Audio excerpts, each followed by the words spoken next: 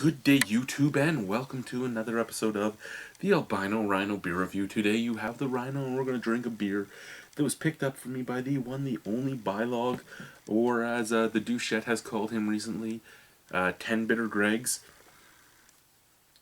This is from the Junction. It's the last beer from the Junction I have. This is their Engineers IPA, which will be available, and is available currently at some LCBOs. It is canned when you buy it at the LCBOs. This is 6.2% alcohol by volume and 59 IBU, and again, it is the Engineers IPA. Find these guys in the Junction of Toronto. Uh-oh. How did I miss that? I'm only like, with my arm puts me, I can touch it. I can touch it when I stick my arm out, and I still missed.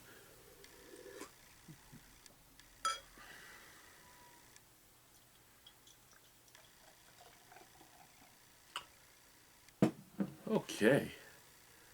Wow, very golden. Beautiful golden color. Nice big white head, foamy. Not much action on there though.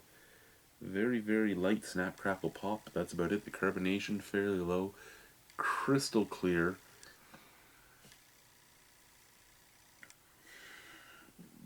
Give it a bit of a swish here.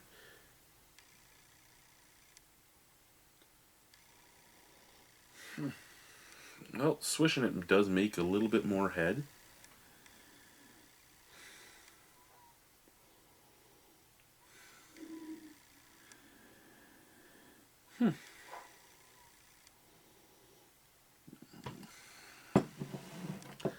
Getting lemon skin, like lemon rind, blood orange flesh, tiny touch of pininess.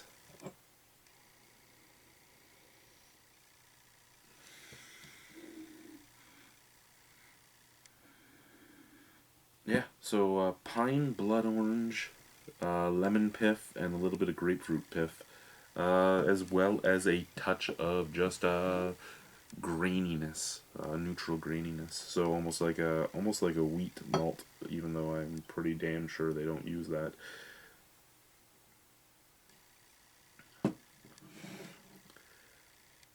That head is very robust, shall we say. Very robust. I like robust head. I do. I can't lie. I like me some robust head. I like the snake bite to open up these bottles. It works well too. Basically, I'm just wasting time right now to see what happens with the beer. And it doesn't seem like that head's really going that way. Actually, you know what the head's doing? The head is doing the Duvel action that I like to talk about, where the bubbles are going away in certain spots, but the head is still staying strong. Like it's hollowing out pretty good, but it's still clinging to those sides at the same time. It's like, no, I don't want to go anywhere. I've been here this whole time. I don't want to leave, and I can appreciate that. I really can. Let's try the beer though. Cheers. The Engineers IPA from the Junction Craft Brewing in the Junction. Cheerio.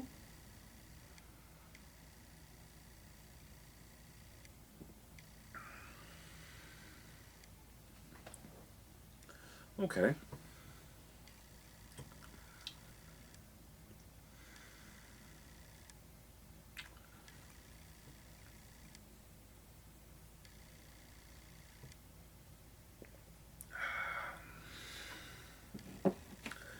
Its flavor profile reminds me a lot of the so-called Ontario Pale Ales by some Toronto beer bloggers.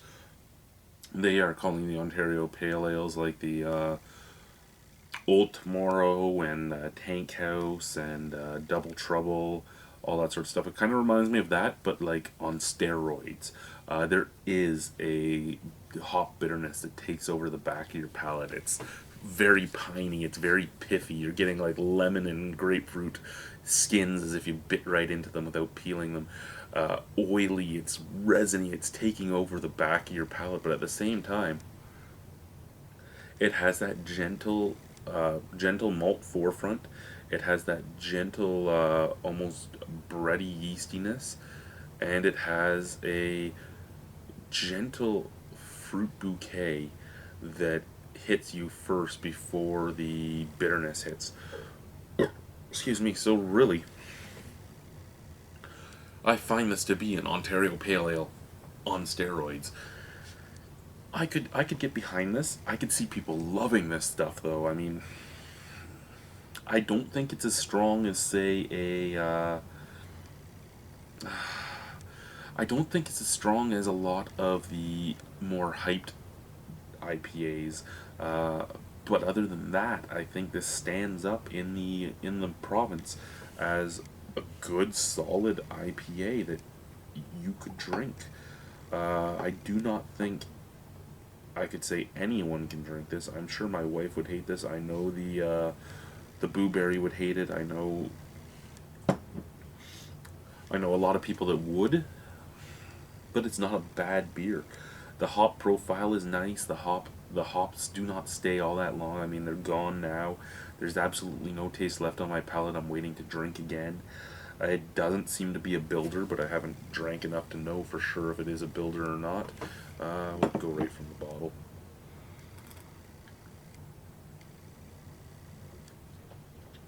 I shouldn't have went from the bottle. It went down the wrong hole.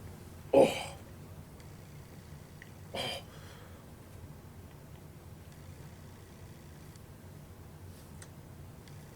That was stupid of me.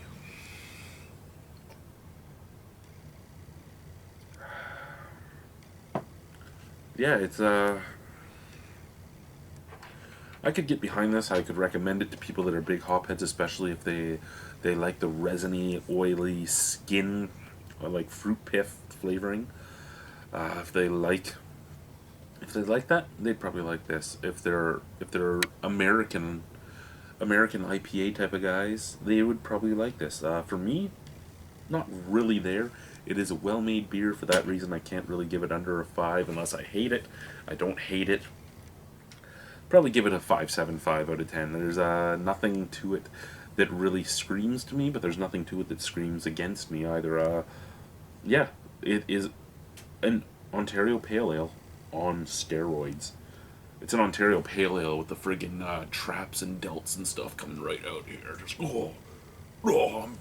it's the Brock Lesnar of the UFC.